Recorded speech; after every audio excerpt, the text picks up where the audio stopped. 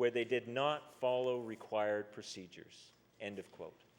So, Mr. Speaker, there are 4 parts to the division, and the department came out of this Auditor General's report 0 for 4.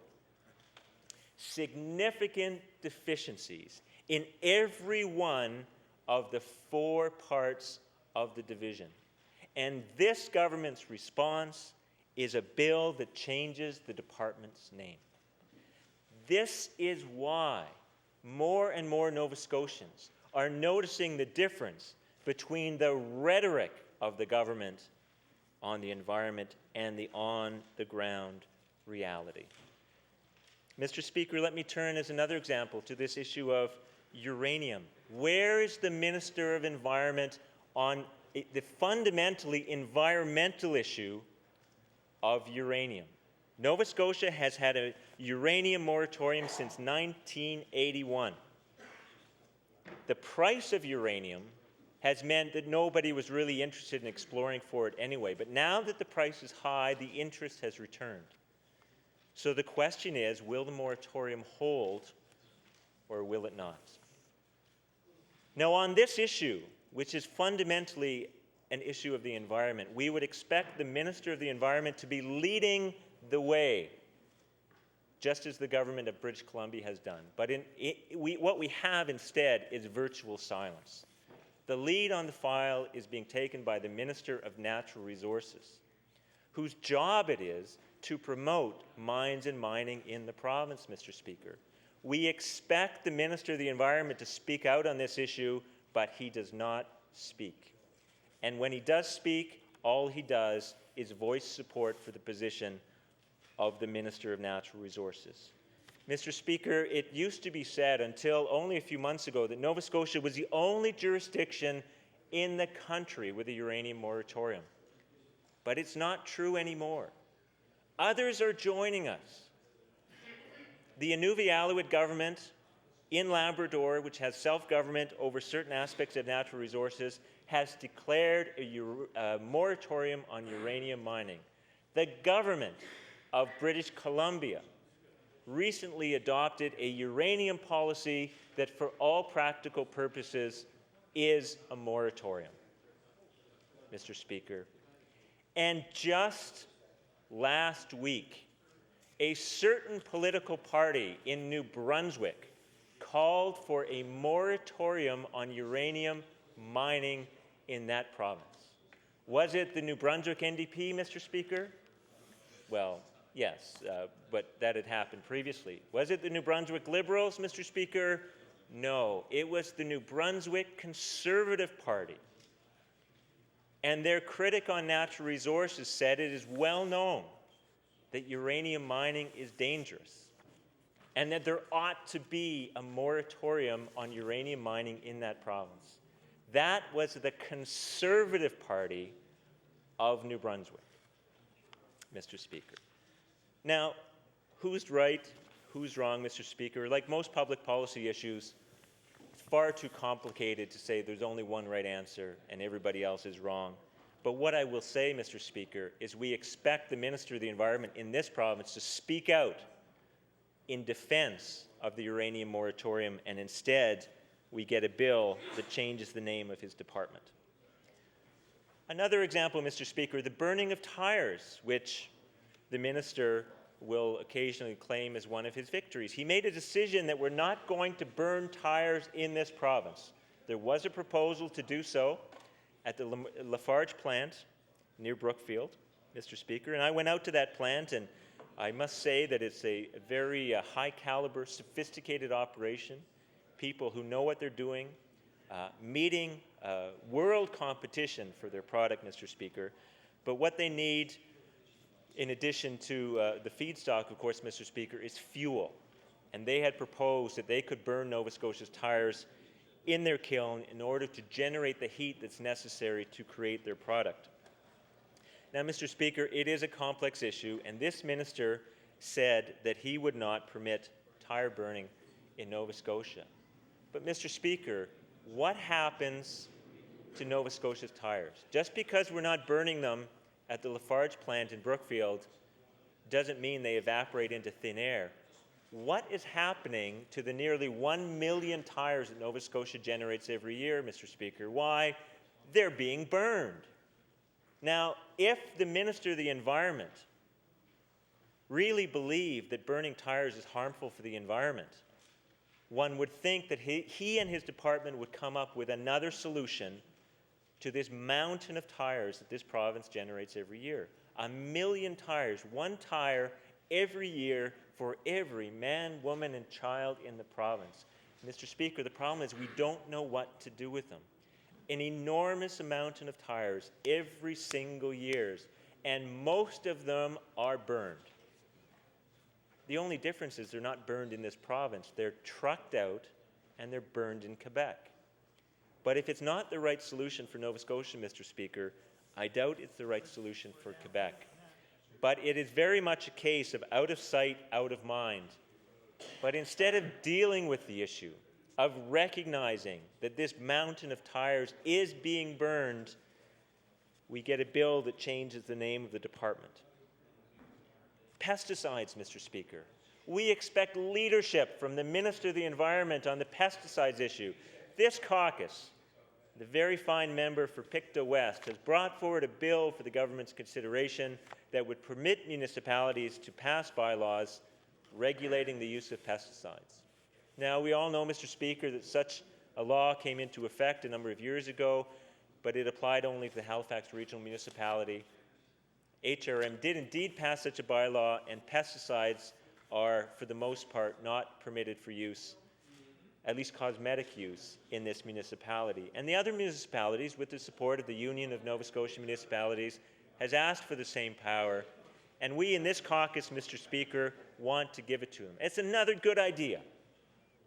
We're full of good ideas, Mr. Speaker, and we want the government to take our good ideas. We have so many good ideas, Mr. Speaker, too many really that one could expect from a caucus at our size. But Mr. Speaker, we'll share the wealth. Take our ideas, implement them. And there's another one, Mr. Speaker. Adopt this bill of the member for Pictou West. Let the Minister of the Environment stand in his place and say that he understands the environmental and human health impact that pesticides have on our environment. But instead, Mr. Speaker, we get silence and we get a bill that changes the department's name. Another example, Mr. Speaker, of the yawning gap between rhetoric and reality has to do with the system for recycling electronic waste. Now, Mr. Speaker, this system just came into effect recently. What we're trying to do is get electronic waste out of our landfills, Mr. Speaker, and get it recycled, reused, broken down into its component parts, because it does represent a tremendous waste and a real danger when you look at the constituent parts, Mr. Speaker. And this minister likes to laud that program as a great success of his department. And you know what, Mr. Speaker? So far, in just a couple of months, there hasn't been a lot of objection to it. But mark my words, Mr. Speaker, we will be coming back to this. A year from now, we may be questioning this minister and this government about why the system has failed. It will not work. It cannot work because the money flows, the revenue does not match the money necessary to make the system work. The system was rolled out far too quickly. The organizations who wanted to take part in it were given a take-or-leave-it proposition, sometimes with 24 hours notice to review it with their lawyers, to review it with their boards. No changes to the contract imposed upon them by the Resource Recovery Fund Board, Mr. Speaker. And many of them came back and said, we can't do it for this amount of money. It will not work. And rather than listening to those voices of some pretty knowledgeable business people, Mr. Speaker, they said, okay, we don't want you, we're going to give the contract to other people, Mr. Speaker. But mark my words, the money flows do not work for the e-waste recycling system, and the system is going to come crashing down sooner or later when some of those people who are trying to process that equipment for not enough money say, we've had it, we can't make any money at this, we're out. And nobody will take their place. Mr. Speaker, what night? Thursday night, I was in the minister's riding. Very beautiful riding of Kings North. I took a drive out to Halls Harbour, The extremely well-represented riding of Kings North, let me say, Mr. Speaker, drove out to Halls Harbor, came back to Centerville, where I talked to a gathering of environmentally minded citizens. And Mr. Speaker, and I was at the community hall in Centerville in the minister's riding. And across the street from where I was standing on the steps of the community hall, what did I see but computers and other waste at the side of the road? This is right in the minister's own riding, Mr. Speaker. And when the system doesn't work, what we're going to have, Mr. Speaker, is people dumping electronic equipment in the woods, on the sides of roads, because it's too expensive and too difficult for them to get to the few depots that there are, Mr. Speaker. I hope I'm proved wrong, Mr. Speaker, but I'm willing to bet that between now and a year from now, this issue will come back because it will not work as currently constituted. And finally, Mr. Speaker, another example of the yawning gap between rhetoric and reality is drinking water, another responsibility of the renamed and recreated Department of Environment. And Mr. Speaker, 75% of the drinking water supplies in Nova Scotia will meet provincial and federal guidelines by the end of this year. Mr. Speaker, 25% will not. Now, I don't want to exaggerate. It's only 2 or 3% of the population affected. So we're talking about a number of the relatively small drinking water systems. But 25% of the drinking water systems, Mr. Speaker, will be non-compliant with legal regulations for how drinking water is delivered in this province. And Mr. Speaker, what is the government's plan to help those municipalities and municipal water units to close the gap? Why, Mr. Speaker, the government has no plan. It has no idea how the municipalities are going to do it. It just records the fact that they can't meet the drinking water guidelines. Mr. Speaker, that is a gap between the rhetoric and the reality, between setting the standards, and then when municipalities say, we don't have the money to meet them, the government just shrugs its shoulders and says, you're on your own. But instead of coming forward with a plan about how it's going to get those last number of municipal drinking water providers, Mr. Speaker, to get over the gap, to provide drinking water that meets all provincial and federal guidelines, instead of that, the government brings forward a bill that changes the name of the department. Now, Mr. Speaker, I hope you don't misunderstand me. Of course we're going to support Bill 120 because all it does is change the name of the department. My point on behalf of my caucus is simply this. There is so much more the government could be doing and should be doing on the environment. The name of the department, Mr. Speaker, does not matter so much as what that department and what that minister are doing. And right now, there is this enormous gap between the rhetoric and the reality. Mr. Speaker, the greenwashing perpetrated by this government, the AstroTurf government, looks real from a distance, Mr. Speaker, but up close, it's all made up. That is why we say today, and we will continue to say, that it is a time for the government to stop talking as if it's green and be green. It's time to stop the high-flying rhetoric and actually do something on the environment. Thank you, Mr. Speaker. Thank you. The chair now recognizes the honourable member for Preston. Thank you, Mr. Speaker. It's with pleasure and displeasure I stand to discuss Bill number 120. I'm pleased to see that the government has finally changed their mind and put the department where it should belong as a separate department, not mixed up with another department, and increased and expanded the responsibilities of the department to many areas that they should have been involved in the past and over the last few years haven't been.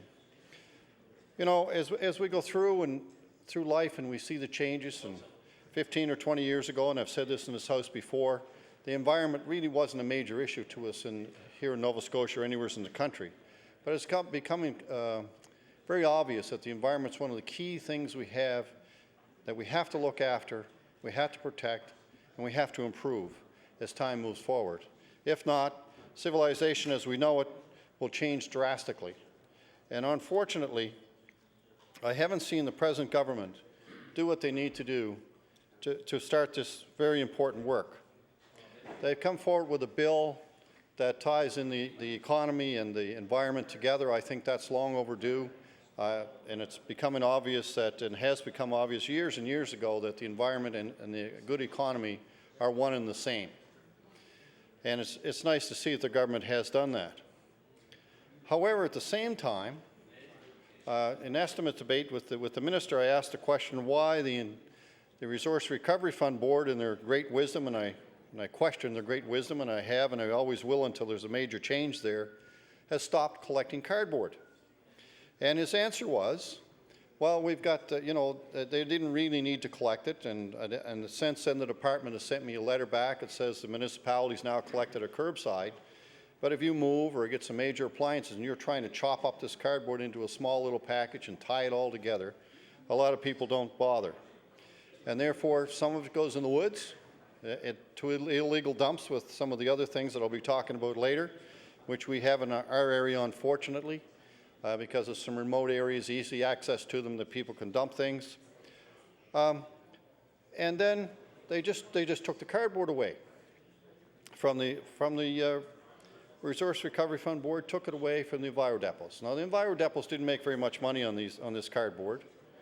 Very small amount, probably enough to pay a couple of weeks' power bill a year, if that. But it did provide a service to the people in the community. It made it convenient for people to come in, drop their cardboard off, and the other items, their batteries and their bottles and everything else they had, to the Enviro depot. So it made it convenient. And when you make something convenient, people tend to use it and utilize it. So then, on further questioning the minister, he indicated that the Minas Basin Pulp and Paper, fantastic success story in our province with economic development, making paper out of cardboard. And lo and behold, he indicates that it's going to be very expensive for the company now to get cardboard out of New England that they have to buy. They're buying cardboard out of New England. But yet, on the other hand, the Resource Recovery Fund Board decides it's not worthwhile to collect cardboard anymore. So there's something wrong with this picture. Here's a nice, convenient place that one of the major companies in the province can get cardboard at a very low cost, a sensible cost that they can reprocess into other products, and sell, make money, and do it very environmentally friendly, and do things that we talk about and we should be doing more and more, but yet the Resource Recovery Fund Board doesn't see the wisdom in that and takes away some income opportunities from the Enviro depots, convenience for the people in the community. Again, it all goes together and it doesn't make any sense. It just doesn't make sense. So here's an Environment Department saying one thing on one hand and not doing what they should be doing on the other. And it goes on and on. The more we see this, the more we realize the department really isn't, they walk the walk, but they're talking the talk, but they sure don't do what should be done to help our economy, number one, and to help our environment. The two very important things we have to do. So we talk about cardboard. Now that's a very simple thing. Now we start talking about. Now we talk about tires. Now tires. As soon as the RFB decided they were going to burn tires in Nova Scotia, well, I went to some pretty heated community meetings in the Truro area, and I don't blame the people in the community for being upset. I really don't blame them. And fortunately, working with the community, working with a very informed community, and with our caucus, we managed to get this burning of tires stopped in Nova Scotia. And I hope it stopped permanently. I hope it stopped permanently. Now, the government wouldn't support the bill I put forward to make it illegal to burn tires in Nova Scotia, which would be a long-term permanent cure for this. But no, they didn't do that. So in their great wisdom, they stopped burning tires in Nova Scotia. So they load them on a truck and pay the company that's burning the tires in Quebec, and I wanted to repeat that, $1.95 per tire to truck them to Quebec. So we're paying them to generate pollution in Quebec, and if the prevailing winds are right, we get the pollution back in Nova Scotia. So the environment's doing a really good job looking after tires. And then I asked, well, what's the rest of the fee go to? And there's a tipping fee, and I still haven't figured out what that's for. Maybe they're paying another $1.20 or so tipping fee to the company that's burning tires. I don't know what for. And there's administration fees. Well, I can understand with the RFB, with the top-heavy, inappropriate actions they take on behalf of residents of the province, have an administration fee. I can imagine that's pretty healthy. I don't know what that is at this point, but I'm going to inquire and try to find out. 50% of revenues now go back to government instead of municipalities. Yeah, that's right. That does. Another thing the government changed. That's right. So there's money going back to government instead of municipalities. 50% of it's changed. I mean, this is all very negative things. And things that don't encourage recycling, reuse, and all the things we should be doing to help our environment and help jobs in Nova Scotia, because they go together. And the cleaner things we can do and the more jobs we can create, the better off we're going to be. My honourable colleague that just spoke before me talked about electronics. Well, he indicated that electronics were not charging enough for the recycling fee in electronics. He said the same thing about tires in an interview with that's an NDP member, but you should put the cure to fixing the tire problem was to put the tax up on it, the deposit that you have to pay on new tires. That was the key. Charge people more money, in other words, another tax. And he indicated the same thing about the electronics. Charge more money. That'll fix it. That'll fix it. Well, recently I watched a Discovery Channel operation of electronics recycling out of the U.S. And there was the owner of this very large operation that was recycling electronics. And he says it's very expensive to set up a recycling facility for electronics, and nobody would disagree with that. But he said, we put the investment in it, private company put the investment in it, without a fee for recycling, no recycling fee, no deposit fees, no GST on those fees. And he said, we can make money off of this. And they're making money. They're making money. They reuse some of the electronics that come in to start with and resell them, or give them to schools or other locations that they can reuse them. He said we get the precious metals out of them. The precious metals alone pay for more than all the costs they have in the facility. They reuse the plastics. Complete operation. It showed in general terms how the whole thing operated. And it was pretty interesting to see. I would suggest the minister maybe have a look at that program and just see what can be done there in Nova Scotia to do this. Maybe we don't have enough volume here in Nova Scotia. If not, we should be looking at other places to bring the electronics and do the processing here in Nova Scotia. It brings up another issue. I know many people have talked about this and about we're paying a fee to recycle on electronics. Plus we're paying the GST on top of that fee. So if you're paying $1, you're paying $1.13 actual fee to recycle that product, paying it in advance. And who gets this money? Well, the province gets most of it now that the federal government reduced the GST. So they get most of that, so it increases their revenue. So everything they can do to increase their revenue means that they can have a balanced budget, they say.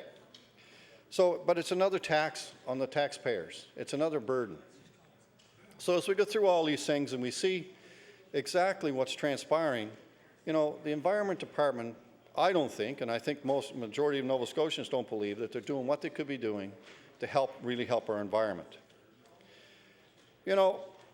They talk about protected places in this province, and they designated 2 new protected places, which I commend them for. However, when we were in government some time ago, we had I believe 61 candidate areas, and we've only designated, 10 or 12 so far of 61? And they're going to achieve the 12% that they set the target for, which should be set much higher. And they're only about 8.5% right now. So they're going to have to get very, very busy in the next year or so and protect many more areas of natural beauty that this province has. And that natural beauty has many things. It'll protect many wildlife species, it'll protect some of the forest. Well, but I'm not too sure that they don't allow foresting.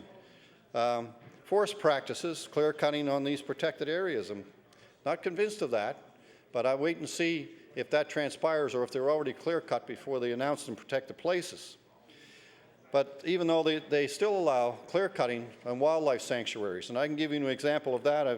I've spent many pleasant hours in the Liscombe Game Sanctuary years ago sports fishing, and it was sort of awful to see in the game sanctuary something that's owned by this province, clear-cut, absolutely clear-cut, and nothing, you could see nothing but just barrens, absolute barrens, where there have been beautiful forests, roads cut all through everywhere, and I wonder why the deer and the wildlife and everything don't prosper in those areas.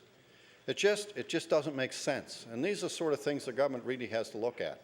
And that, I'm sure, will not be very positive for our climate change problems that we're having. So when you look at the protected areas that the province is touting, I think they've got to do a lot better job, and they've got to do it sooner, and they've got to be more committed to doing it. There's some obstacles in the way, but I think those can easily be resolved if there's a will to do it. But you've got to have the will. I'm not sure this government has the will to do it. You know, then we go, there's so many issues that we can talk about here. Oil spill cleanups. Now, oil spill cleanups, it seems to me from many people I've talked to with problems with oil spills and the way they have to clean things up, I usually get a panic call from somebody that's a next door neighbor that says there's an oil spill next door and I can smell oil somewhere, but they come and did the cleanup and they say it's okay, but I can still smell oil. There doesn't seem to be a clear-cut approach to these cleanups or the reporting of how they should be done, cleaned up and reported, and how you clean them up and how you know when they're done that you have confidence that these have been cleaned up properly. This is an expensive proposition, have an oil spill cleanup.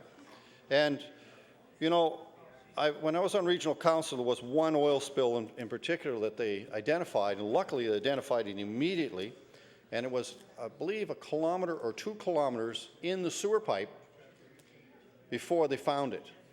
Now, luckily it got in the sewer system, and they were able to vacuum it and clean it all out, and the individual had the oil spill, was an oil tank in a home, didn't even realize it was leaking. It was down under their foundation. Luckily it got in the storm sewer system, and they could clean it up, and it saved a major problem. And when they did check around the property, there wasn't much oil right on the property and none on the neighbors. So that was a lucky one. But unfortunately, a lot of these things go undetected for a long time, and then you have a serious, serious problem.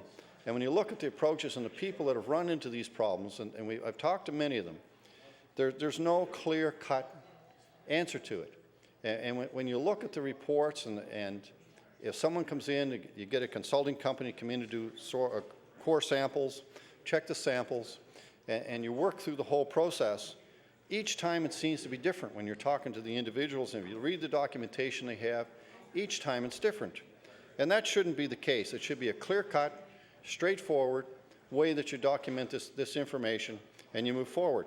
It would give people that are unfortunately affected by these, either the person that unfortunately had the spill or neighbors, the opportunity to know what they're in for, and to know when they have done all the things they're supposed to do, that indeed they have done what they need to do to resolve their problem.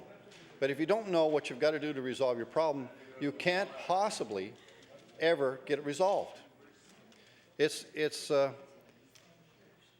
it seems to be, I don't know what it is. It seems to be a problem with the department changing targets. They one time say you got to do this to clean it up, the next time you got to do this, and the next time you got to do this, and this engineer's okay this time, but we don't agree with them, so therefore we're not going to sign off on it, and the next time it's something else. And it just seems to be a tangled mess that really needs to be addressed. And I know the Auditor General has given the Department of Environment some pretty scathing report and indicated there's so many things that they've got to do and do properly that they're not doing properly. And hopefully, under one department, which is going to be for a change and a pleasant change, that indeed these things will be addressed and rectified and move forward. But with so many new issues and so many issues that the department has to deal with, I think it's going to be many, many years, and it's going to take some really strong direction to make these things all happen. And a commitment by government as a whole that the environment in this province is really, really important. You know, they talk about a sustainable environment, and they put the new bill in, they tote the bill, and they did a big report on it the other day, and I spoke here in this House the other day about that. You know, we need to set long-term sustainable goals in this province towards climate change and our total environment. Those are extremely important. We have to do those. We have to set realistic goals, and we have to try to influence other jurisdictions to make sure that they do the same thing, that we don't receive the benefit of their pollution as we are from the burning tires in Quebec, from our tires. So again, if they're talking about the sustainable change in the environment, I mean, we're not helping it by sending our tires to Quebec.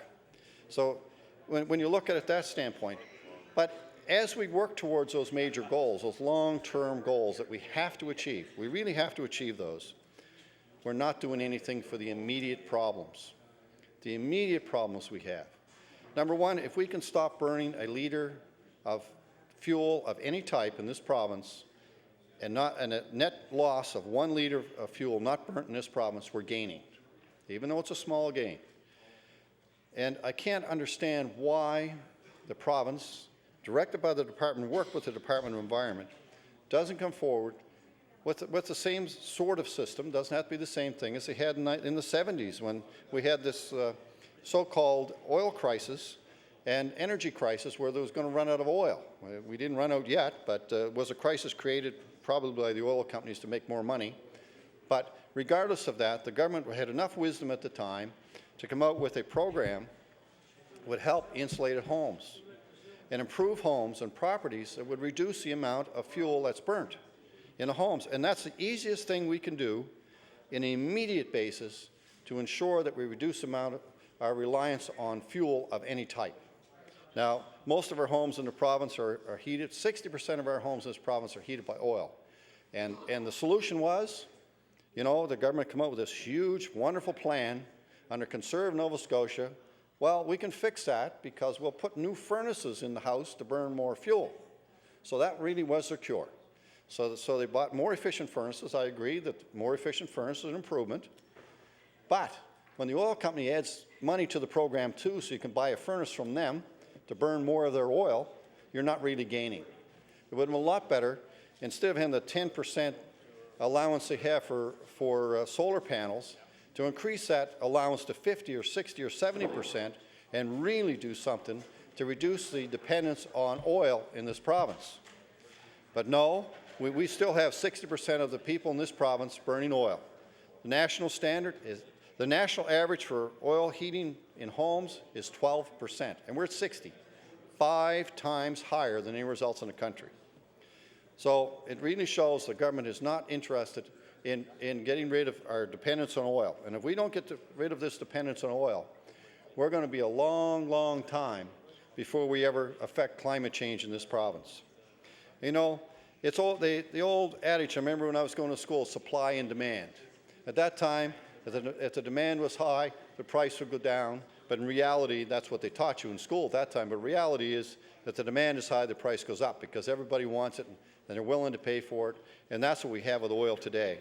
So the only way we're going to get our oil costs down and our use of oil down is by having innovative programs by governments to ensure that we get the use and dependence on these fuels down.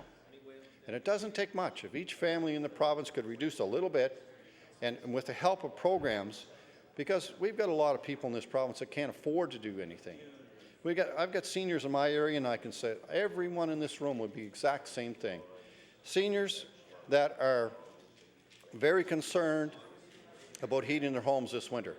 You get a senior with $8,000, $9,000, $10,000 a year income, and that's real. We have a lot of seniors in this province that are in that situation. And I've spoken about this before in this House. We have, you know, they've worked all their lives to get a modest home. They have it paid for. Their husband or wife has passed away, and they're trying to struggle through, maintain the home, look after themselves, and heat their home through the winter months. And indeed, are going to come to find out this winter, probably even going to be worse than last winter.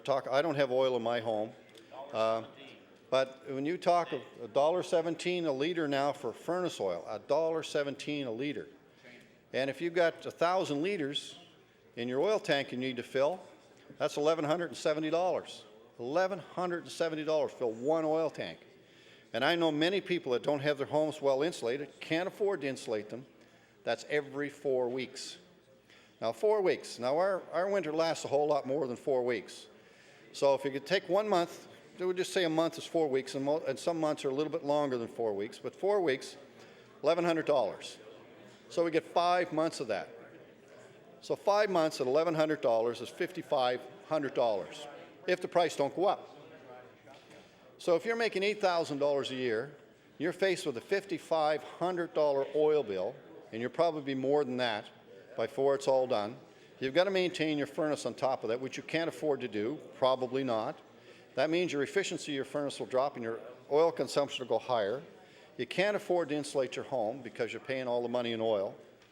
You can't afford to maintain your home in any other way, so if you get something else that happens to your home, if a window starts leaking and gets into your insulation, the value of your insulation goes down, and another cost and puts your heat bill up again. So what do? So you turn the thermostat down lower. That works for a little while. Then first thing you know, people are getting sick. And then it's a burden on our healthcare system. It's just a vicious cycle.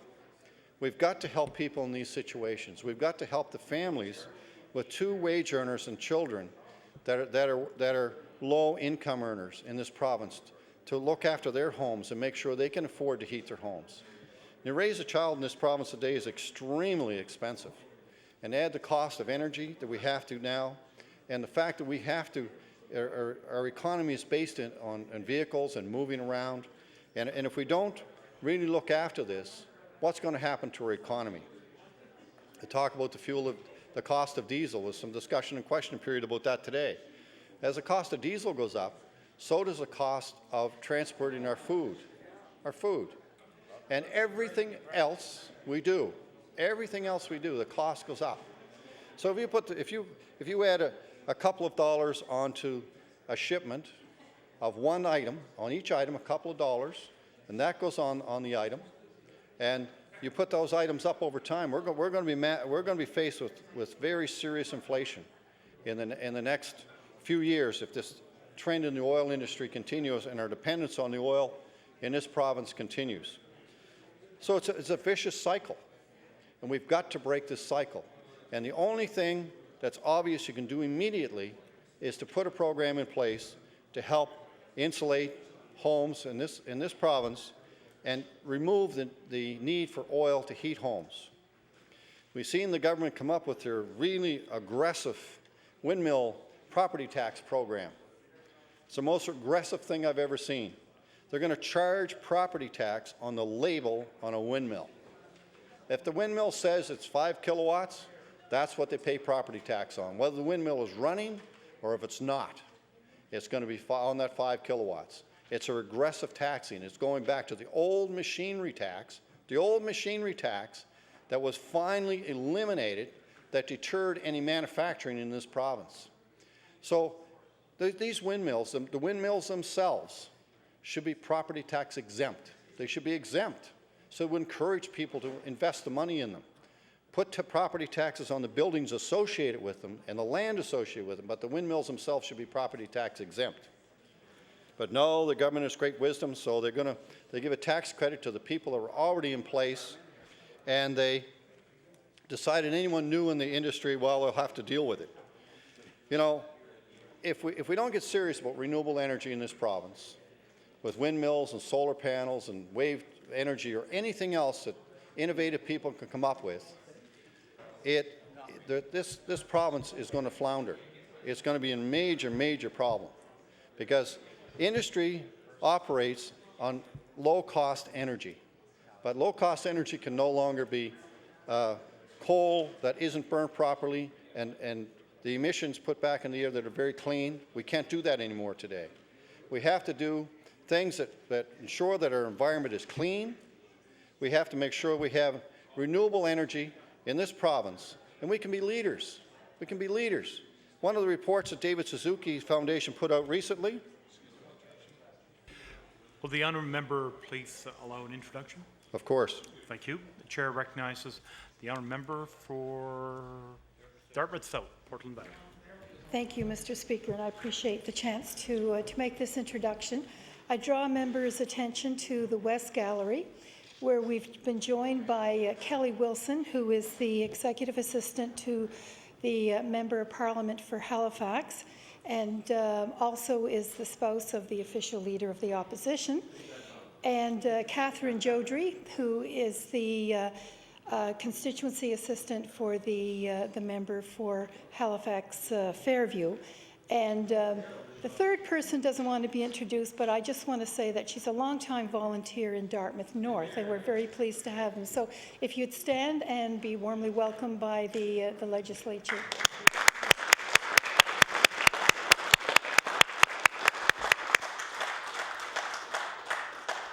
Thank you. The honourable member for Preston. Thank you, Mr. Speaker, and welcome to our gallery today. It's always nice to have guests here to see these very interesting debates. Again, I was speaking about alternate energy in the province, and it's important in the province that we really have a proper structure and environment set up for people to invest in alternate energy. And I was talking about the David Suzuki Foundation, one of the reports they did here recently, and they said Nova Scotia is one of the best places in the world for wind energy, in the world, not just here in Canada, but in the world. And we're really not exploiting that possibility as much as we could. You know, there's been some announcements where some windmills have been put up, but it doesn't make sense. If you look at the financial burden that the windmill operators have, and I'll just use windmills now for an example. You know, it's a huge capital expense to put a windmill in place in this province. And then you're faced with the fact you can only sell the power to Nova Scotia Power. You can't sell it anywhere else, so they dictate the price you can get. Then the municipalities come along and tax the living daylights out of your windmill. And so when you balance all those things out, it's really slowing down, and to the point, from what I understand, that some of these companies have left the province and gone other places to look at places they can invest money into wind energy. And that's a shame, considering that we are one of the best, if not the best place in the world for wind energy. Now, wind energy isn't the answer to everything. It definitely is not. But unless we can get all types of alternate energy working together so we can truly help our environment as we move forward. We've got to do these things. We absolutely have to do them. It's not a matter anymore that, yeah, it'd be a nice thing to do. It's nice to see a windmill. It's nice to see these neat things around, but it's really important for long term. You know, if we had renewable energy such as wind energy or solar or wave energy or anything else we can use in this province, we're all going to win. We're going to be healthier. Our population will be healthier. Hopefully, there'll be fewer incidents of cancer, and other respiratory diseases that we're seeing. We're seeing that in our environment, we have Nova Scotia Power, which is one of the worst polluters in the country. And, you know, what has the Department of Environment really done? They've set some new goals for them. They can meet the new goals just by simply burning natural gas over in Tufts Cove here in Dartmouth. That's pretty simple to do. They get all the equipment there to do it. And what I understand that they're burning about 80% natural gas now and 20% bunker C, and they burn it based on cost. They don't burn it on efficiency, they burn it on cost. So bunker C is cheaper today, they'll burn bunker C. If the natural gas is cheaper tomorrow, they'll burn natural gas, and that's exactly how they're doing it. Now, I don't think that's a proper way to do it, but for the environment, it's a good business decision for cash if you don't have to pay any penalties for having not very clean emissions coming out of your stacks and right in the middle of the biggest city in Nova Scotia. So, you know, when you look at all the record that the province has done in these things, it's not very rosy picture. You know, and I've asked many questions about who does the monitoring of the emissions from the Nova Scotia Power or any of the other big operations in the province, and well, they do it themselves. Well, how do you know that they're doing them properly? I used to work in a scientific environment for many, many years, and doing testing, you want to make sure your test equipment is calibrated properly. You want to make sure you've got very, very explicit standards set, and that you can prove that you're meeting those standards, and that your equipment, your monitoring equipment, is up to the standard. And when you know you get a reading, the reading is correct, and you can back it up. The Department of Environment, for what I can tell, on site with the operations like Nova Scotia Power, really don't check to see if their equipment is up to date. They don't do the monitoring. The system should work that the Department of Environment should supervise all the monitoring in the facilities, and the company should pay for it. They should pay for it directly. Because there is quality assurance systems you can put in place to make sure that would happen. They're not expensive for the province to do, and would also protect the firms to know that if there is a problem sometime, they know what their situation was and what they had to deal with. So there's so many things that we have to do in the environment here today to do these things. You know, and I'm going to go back now to the cardboard and some of the other things that aren't easy to drop off at an Enviro depot. Well, in my area, we've got a series of illegal dumps. Now, these people come from all over. They found out where these places are. They're pretty easy to get to. There's no houses around, so you can easily haul up with your car or your truck and dump the stuff and be gone in a few minutes. Well, the last cleanup in the area, it cost $140,000 for one road. One road that's about 1 kilometer long, and included in that 140, well, I shouldn't say included, separate from that $140,000, there was hundreds of volunteer hours on top of the $140,000. Now, it would have been a whole lot easier, a lot cheaper, and make more sense if we would have had an easy process for people to get rid of that garbage. I'm not proposing you take and bury it. I'm talking about taking it and recycling it and reusing it and doing whatever you can with it to make sure we don't fill up our dumps. And we shouldn't really have dumps in this province.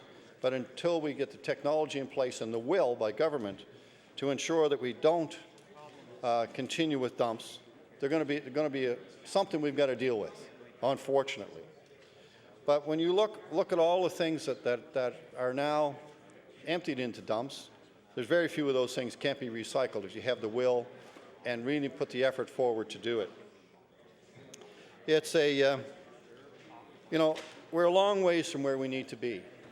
We've made some strides, even though Nova Scotia's touted from being one of the best recycling places in the country. And that's mainly in thanks to one of my predecessors or one of my former colleagues in cabinet, Mr. Wayne Adams, who worked and took a lot of pressure for the setting up the RFB and the recycling, and we took a lot of pressure putting deposit on bottles.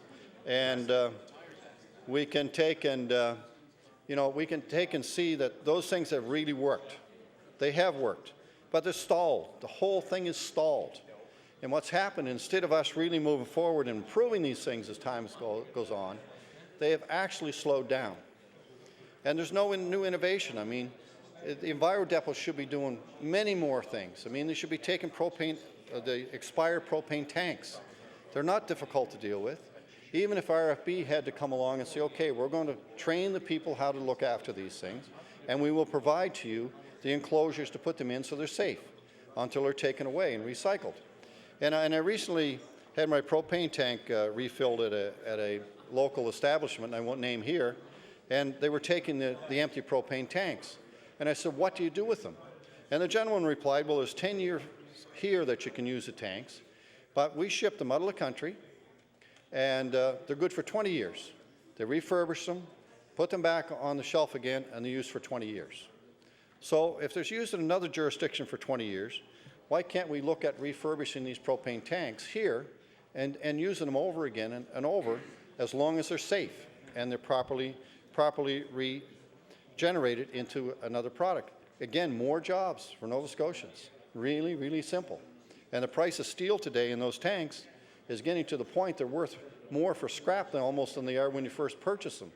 So indeed, we want to make sure that those things don't slip through our hands. And again, with the trucking cost of moving these things in and out of the province, the cost is going to go up on those, and it's another thing we could do locally and help our local economy. But again, you have to have vision, you have to have foresight, and you have to have a commitment to do these things. That's just not there. I haven't seen it there. And you look at the cost of these things. there's been so many changes with the RFP, and it doesn't seem the cost matters anymore. They just do things. This year I didn't even bother to ask about the programs and the special funding they have for research projects, because some of them seemed really strange last year, to the point that didn't seem to make very much sense. When I questioned what that project was going to do or accomplish, I didn't get a straight answer. So I didn't even bother asking this year, and it was several thousands of dollars that were put in these programs. And here we are again, back to tires that could be, some of these programs should put in tires and see what we can do with tires in the province to generate some more employment. I mean, why not do this? Could be some money spent, the money is there, let's use it for something to really help our economy. But no, we truck them to Quebec, and we burn them, and we get the fumes, you know, so it makes a lot of sense for climate change.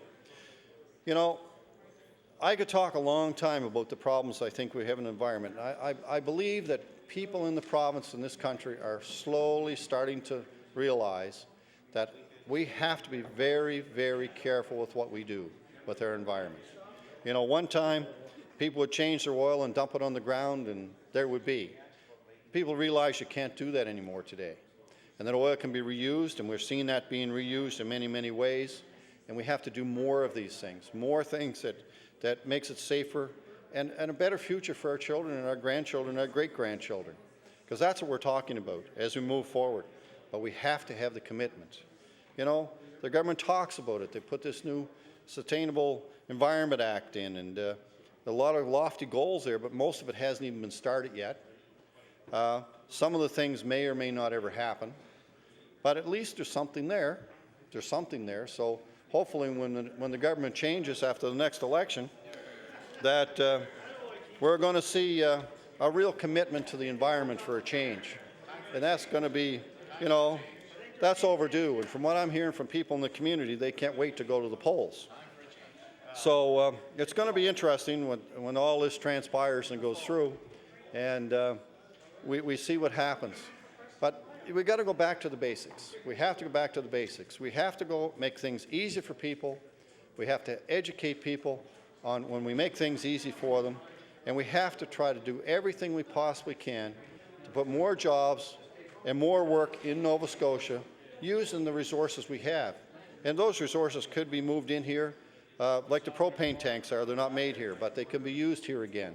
It can be all kinds of things we can do, but you have to have the imagination, the foresight, and the commitment to do these things. And I'm hoping that I know the Minister of Environment's been listening. I know it's a lot of things that have to be done in this province. This is a major, major commitment we have to make as Nova Scotians and as Canadians, that we protect our environment and continue. Because if we don't start using the things from environment to create jobs here, we're not going to have very many jobs left. We've seen Moyer's Candy Factory pack up and go to Mexico. We've seen Trenton Works go to Mexico. You know, one time we used to pride ourselves in this country. We were better educated and more equipment and more technology than we had anywhere else. But I can tell you, when you really research the countries like Mexico and other, we used to call third world countries one time, their education system is good or better than ours. They're manufacturing the equipment we buy to build stuff with, so their manufacturing capabilities are beyond ours. And then you look at the hourly rate that they have or daily wage rate they have in these countries, we just simply cannot compete. So we've really got to use the resources we have here, the resources we bring in to use for one thing, we can turn them into something else. And until that really starts happening, our economy is going to be in jeopardy in time. It's going to take time, it's going to be slow, but you take 1,400 jobs out of Moyers and over $1,000 out of Trenton Works and all the other small businesses that just can't compete anymore, all of a sudden you've got a problem on your hands. And they touted the other day $1.86, I believe, for every dollar that the government invested in jobs. Well, and again, I want to remind people that when I was running the manufacturing facility, every dollar we could export, we get equivalent to $7 back. $7, 7 to 1. So that really, really makes a difference. So if you're talking $1.86, you're not doing very good in your investment, quite frankly. We need to do a lot better than that. We need to make sure that we get money here in Nova Scotia to put people to work. And I'm not talking people to work at $6 or $7 or $8 an hour, but you can train people in this province, because we've got a highly motivated workforce here, and I have no question about that. We can train people here to do the jobs, the very high-tech jobs, and ensure that they make really good money and can add to our economy, and then build homes and do all the other things and create more jobs and do the things we have to see. And to start expanding some of our rural areas that the population is moving away from. There's nothing better to live than to live in a really rural area where you know all your neighbors, and it's a nice neighborhood and quiet. And if you had a good job there that paid you well, I'm sure that you would not see people moving out. Indeed, you would see people moving in. And that's the thing we have to do. But you have to have foresight. You have to have a vision, and you have to make that vision move forward. If you don't make that vision move forward, we're going to die as a province, and we can't allow that to happen. So with those few glowing comments for the minister, I'm going to take my place, and we will be supporting this bill moving forward. Again, it's good to see that the government has put the Department of Environment on its own again. It should have never been separated or never been put together with another department. And hopefully they realize how important the environment is to Nova Scotians and move forward with the positive things that will help Nova Scotians. Thank you. Thank you. If I recognize the Honourable the Minister of Environment, it will be to close debate on Bill number 120. The Honourable the Minister of the Environment. Thank you very much, Mr. Speaker, and thank you for the opportunity to say a few words before I move a second motion. I do want to thank the critics from the parties opposite for sharing some of their thoughts on Bill 120 and on the environment. It's a pleasure to move forward with this new department that has 27 new FTEs, dedicated deputy, which is so critical for the functioning of any department, has the climate change file now with additional resources, about $500,000 more in climate change money on top of the climate change file and the FTEs that came forward, and about another $500,000 in terms of the environmental goals and Sustainable Prosperity Act. And so it's a pleasure, Mr. Speaker, to move Cecil to close reading. Thank you. The motion is for second reading on Bill number 120. Is the House ready for the question? Question has been called. Would all those in favour of the motion please say aye. Contrary minded nay. Motion carried. Bill 120 entitled An Act to Amend Chapter 376 of the Revised Statutes 1989, Public Service Act, respecting the environment.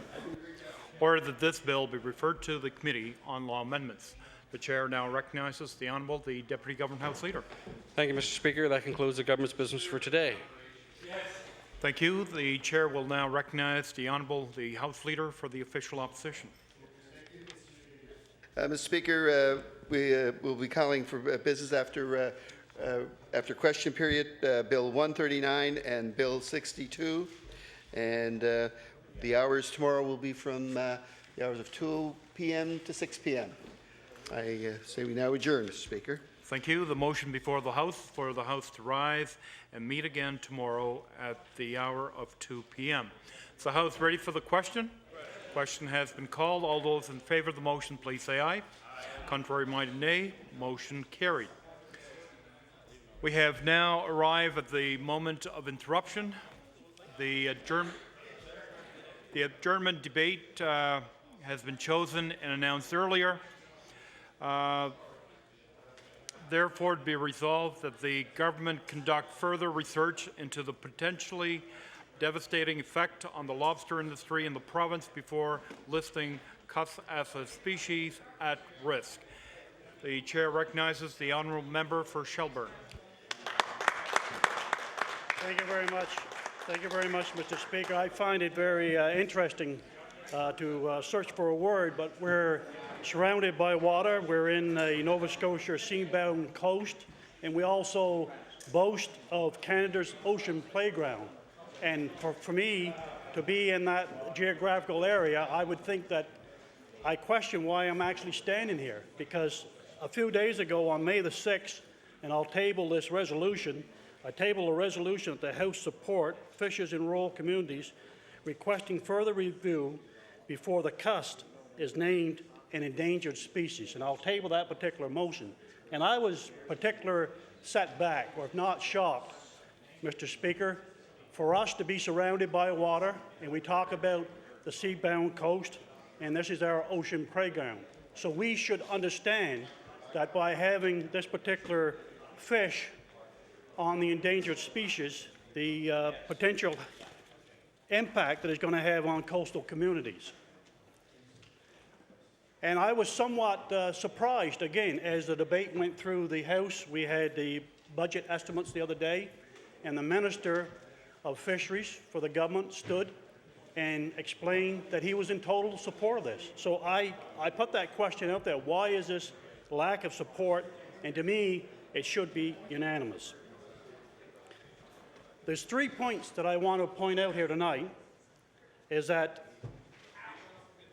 the questionable science that's related to this particular committee that's been established to identify cuss as a potential to be listed on the endangered species. And I question the science from that. And in fact, the fishers from southwest Nova Scotia tells me that the science was collected by draggers. And anybody that's familiar with ground fishing knows that a cuss is very difficult to capture in a drag net. They're easy to catch on a line, Mr. Speaker, and it's frequent, and this is usually how it's done. So the fisherman has identified that the science is questionable.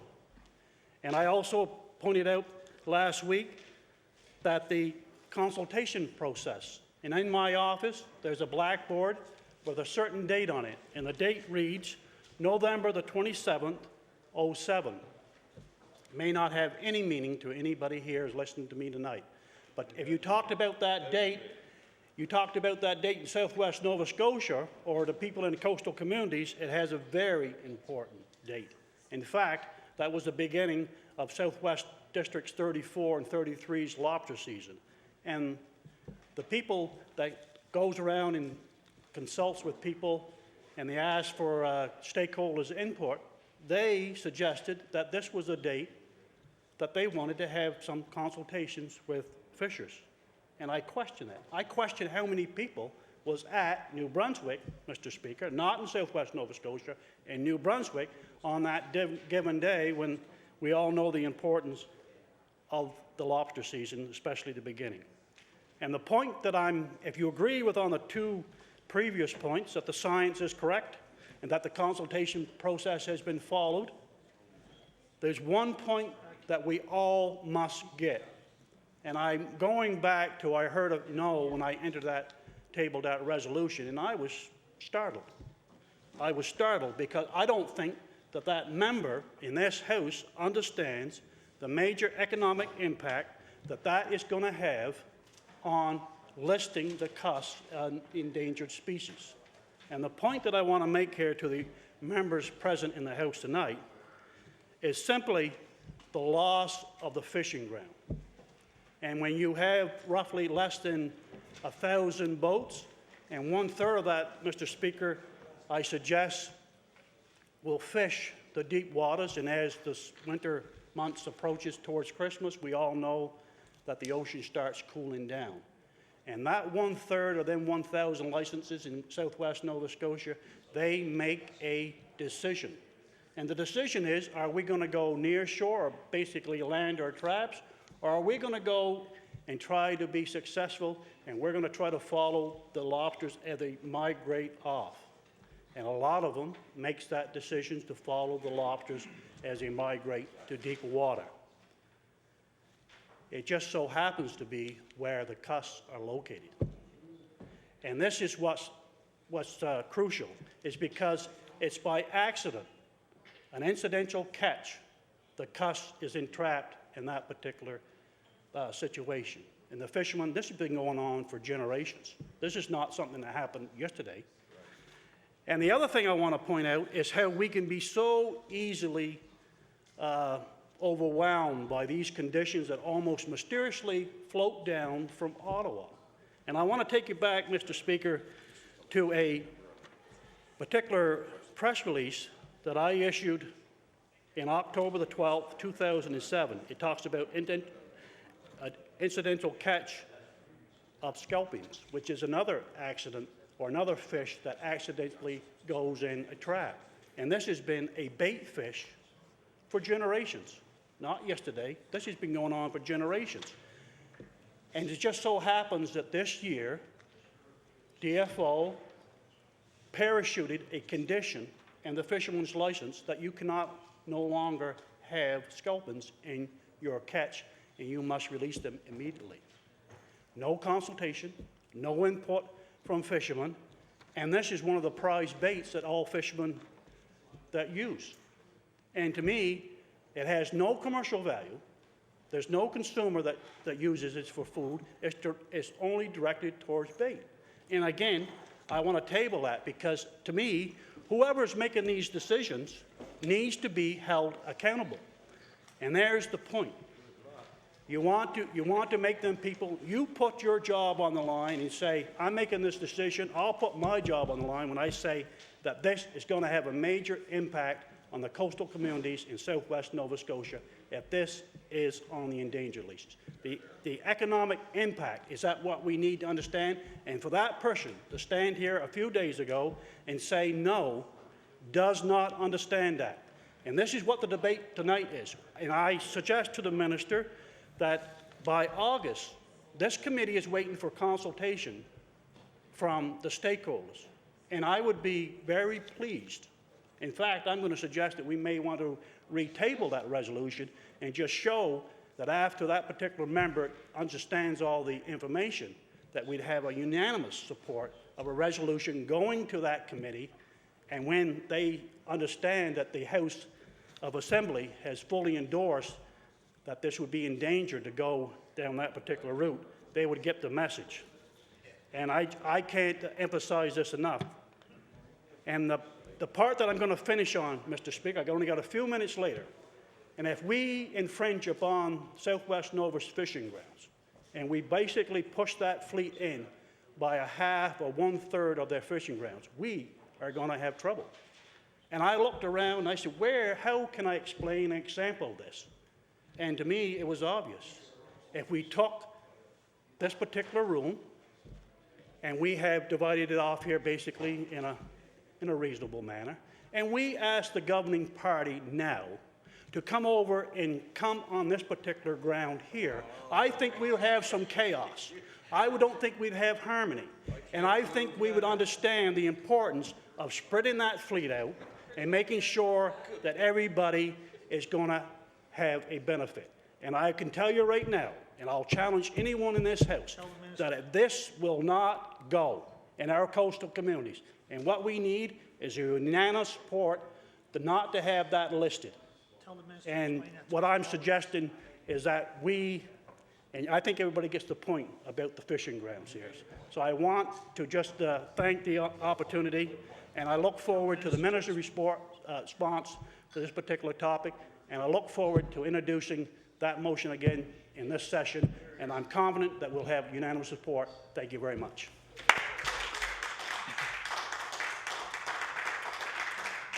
Thank you. The chair now recognizes the honourable member for Digby-Annapolis. Thank you, Mr. Speaker, and I would like to thank the member from Shelburne also for bringing this topic up. Therefore, be it resolved that the government conduct further research into the potentially devastating effect on the lobster industry in the province before listing cusk as a species at risk. Mr. Speaker, I've fished all my life. Same as the member from Shelburne has, and probably close to 40 years in the fishery. And when this is talked about, the cusk, the DFO, using this fish as a tool of some sort, I believe, to control maybe the fishermen, and this is what the fishermen believe, because when they say it's a species at risk, they call it a joke. 40 years ago, when I started fishing, and I fished from Emerald Bank to George's Bank to the head of the Bay of Fundy. long lining, and in the ground fish dragging too. 35 years ago, you could go anywhere with a fish dragger, same as the honorable member from Shelburne mentioned, and you could probably in a whole trip, especially fishing for hake in the deep water, you couldn't catch in a dragger a few 100 pounds of cusk the whole trip. You know, I believe it is a hard fish to catch in a net. Never even up in the deep waters of the Bay of Fundy, we used to fish off there in long line for hake, you know, and you could never catch any amount of cusk even on hook and line. You'd get that few scattered here and there. It's all the cusk there ever was. About the last few years I lobster fished in the Bay of Fundy in the deep water, approximately 5, 6, 7 years ago, before I come here, Mr. Speaker, you could pick up 50 to 100 pounds of cusk a day in that deep water. Well, today in that deep water, and I talk to my son every night nearly, and he fills me in about the fishing that he's doing that day. And he tells me exactly to the pound what he catches and where he catches them. Today, Mr. Speaker, they're catching up to 200, 250 pounds of cusk in that deep water, more so than when I was at it. So today, there seems to be more cusk around the bottom than there ever was before. I mean, and this is not coming from the general fisherman. This is coming from my sons that I know every night just exactly what they caught. And they can take me through the whole trip all day, and I feel like I've been there. I even feel a little seasick when they're telling me about it. So I believe that. I truly believe that, Mr. Speaker. It's something that the Department of Fisheries and Oceans is using to help control what and where fishermen are doing. And there's not one fisherman on this coast will tell you any different or believe any different. It's some kind of a control. Now, if they were smart, if DFO was smart in Ottawa, they would have picked a couple of fish. I would have picked a white hake, because I fished all my life. You can get boatloads of hake anywhere. I challenge you to go to the Bay of Fundy and go to George's, go to Emerald Bank, and see if you can come back in with 1,000 pounds of white hake after 3 or 4 days fishing. They're not there. So they should have used the white hake as a species at risk. Maybe I shouldn't give them these ideas, because they might come up with that next. But if they do, this is recorded. You know, I would have went after the catfish for an endangered species. I see us on Browns Bank, and them holes have tows of 15 to 18,000 pounds of catfish. Wolffish, they're called. Big gray ones. I challenge anybody, DFO, with their little dragger they use, to go find a catfish in the Scotia Fundy region. Now, I challenge them that tonight. I'll find more cusk, a lot more cusk, than I will a catfish, and I'll find a lot more cusk than I will white hake. But for some reason, they picked this cusk, because they didn't know what they was doing when they picked it. Because I can prove, my boys can prove, and fishermen can prove that the cusk out there is not endangered. Why don't they go after salmon? Endangered, they're the wild salmon. Aren't they danger? I mean, why aren't they shutting the rivers off?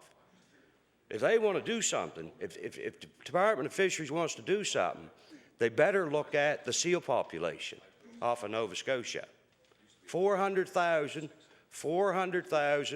gray seals off the coast of Nova Scotia. And I'm going to use a little figure of 20 pounds per day they're eating. And they like cusk too. You don't want to think that them gray seal don't like cusk, because they do. They're quite a delicacy. There's nothing wrong with the cusk, and they'll go after it. They're eating 20 pounds a day apiece. That's 8 million pounds a day that the gray seals out off this coast tonight on our lobster grounds are eating. 8 million pounds today. Since daylight this morning till daylight tomorrow morning, 8 million pounds of fish will be gone. The whole fishing industry in the cusk would they catch 5,000 pounds a day?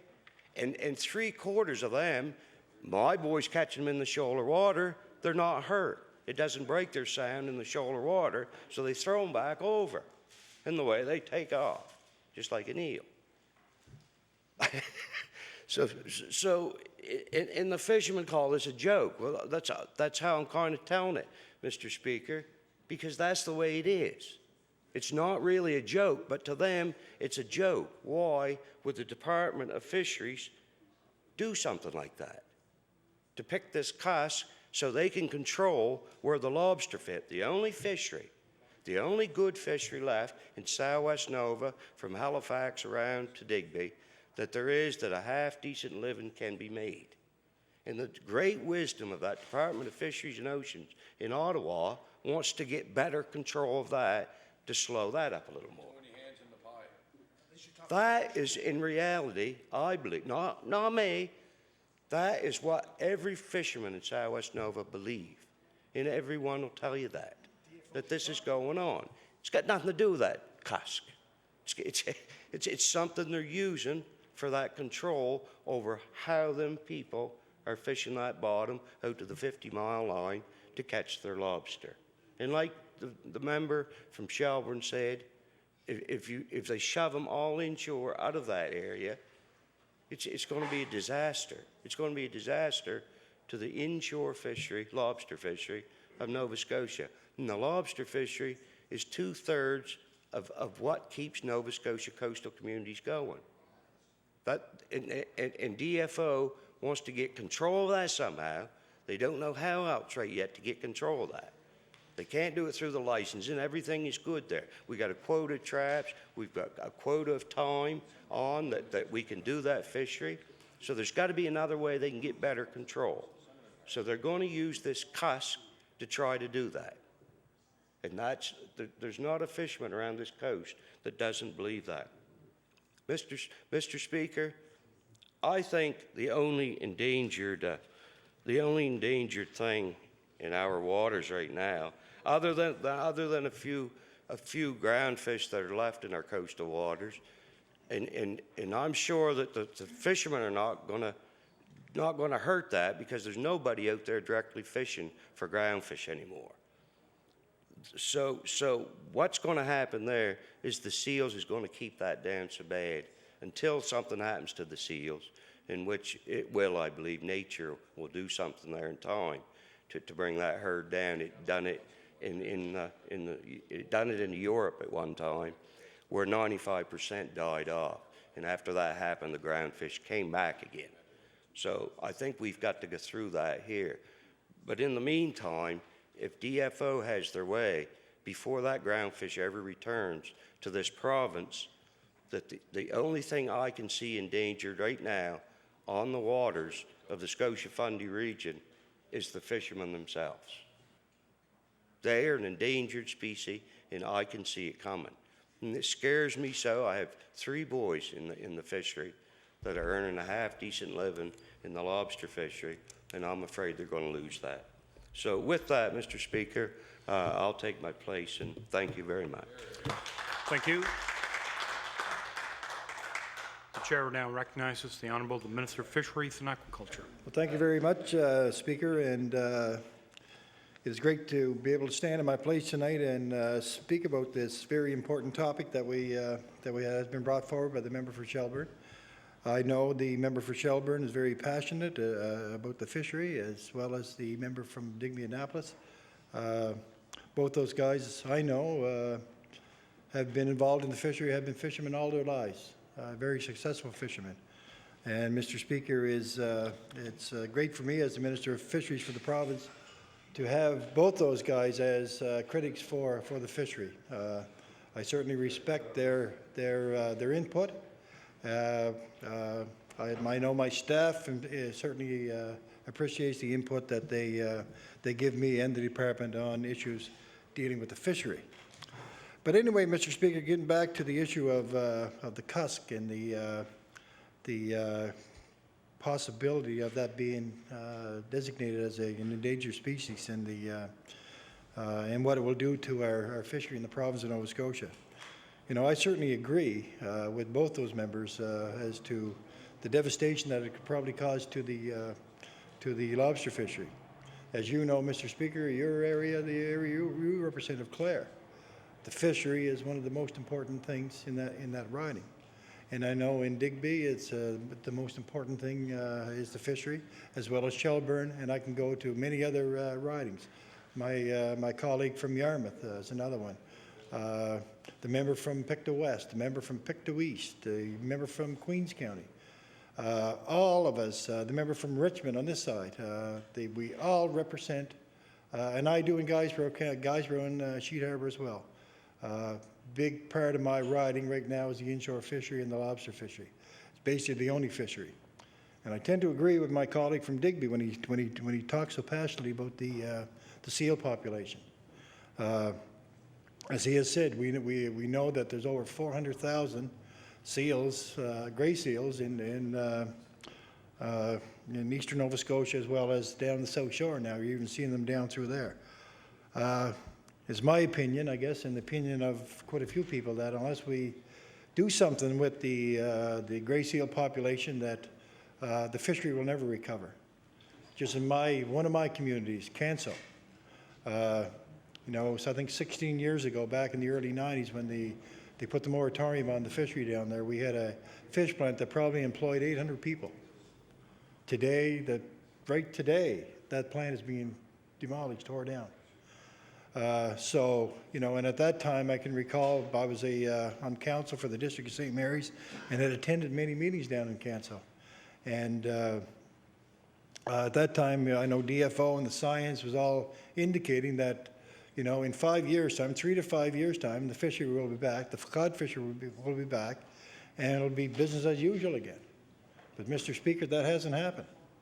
It did not recover. The cod fishery down in eastern Nova Scotia has absolutely not recovered. The haddock fishery that we have down there is a small stunted haddock, so that's basically out of business. And what fish there is, it's so full of codworm that it's not worth anything. So, we do have a problem, and I know we've tried to get some kind of a fishery or a harvest with gray seals, and we have to work at that. We have to make sure that we go further with that. So until something's done, I believe, with the gray seals, I mean, the cod fishery will definitely not recover. And it's really too bad, because there was a lot of people right across from one end of Nova Scotia to the other that their lives depended on these fish plants and what we've done. I just see the devastation in that community of Canso right now with the fishery not coming back, boats tied to the wharf. But, we're fortunate, Mr. Speaker. We have a very vibrant lobster fishery in that side of the province now, down the eastern shore, down through Guysborough County, right to the Strait of Canso. It's probably the best we've had in 25, 30 years, the fishery in the lobster fishery in that area now. There's catches of 1,000 pounds a day and more that fishermen are getting. In the last 3 years has been very, very vibrant, the lobster fishery in that area. Southwest Nova is another area where the lobster fishery is very important. We have, the largest number of licenses in the province, I just forget the number now, is in Southwest Nova Scotia. And the lobster fishery has been a very important part of Southwest Nova for hundreds of years.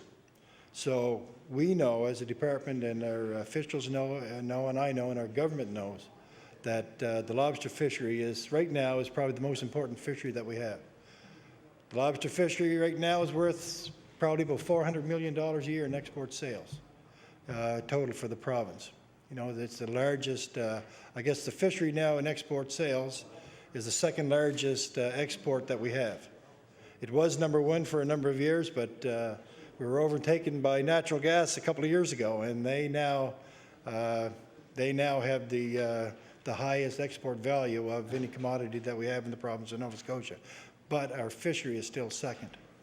Mr. Speaker, I totally agree with my colleague from Shelburne when he says that they're not convinced that the science was accurate. And it's my information that during the time they did their survey, a lot of the survey was done on sand bottom.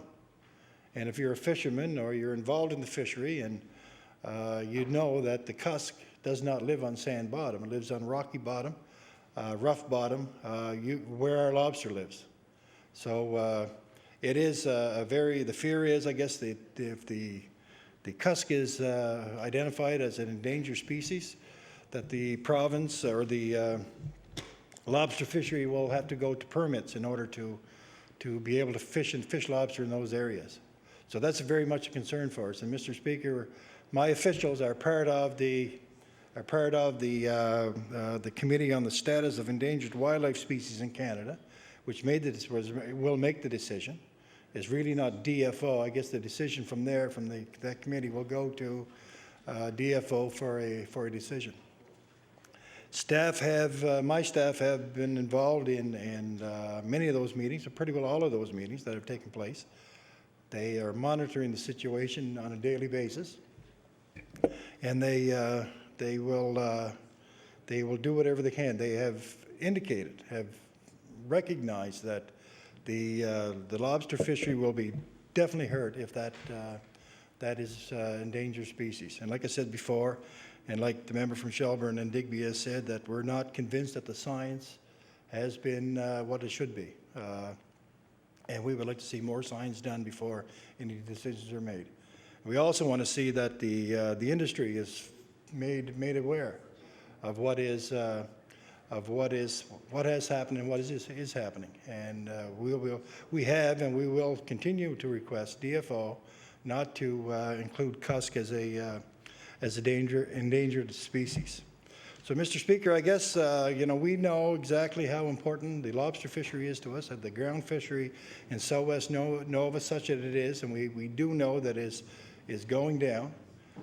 So we will make every representation, every effort to make sure that the cusk, we have all the evidence in place before it's identified as an endangered species. So, Mr. Speaker, I guess, I look forward to the input from both my colleagues on the other side, as well as the member from Yarmouth and Richmond, or any of our coastal communities that have an interest in this issue. And I would look forward to working with them in the future, and we'll, continue to make sure that the science is right, at least. And from the information that I have and the information my staff have relayed back to me from those meetings, that we do not have the proper science and more needs to be done. So with that, Mr. Speaker, I will take my place, and thank you for the opportunity to say a few words tonight. Thank you. I would like to thank all the honourable members for having taken part in tonight's late debate. The motion for adjournment has been made. The House stands adjourned until 2 p.m. tomorrow.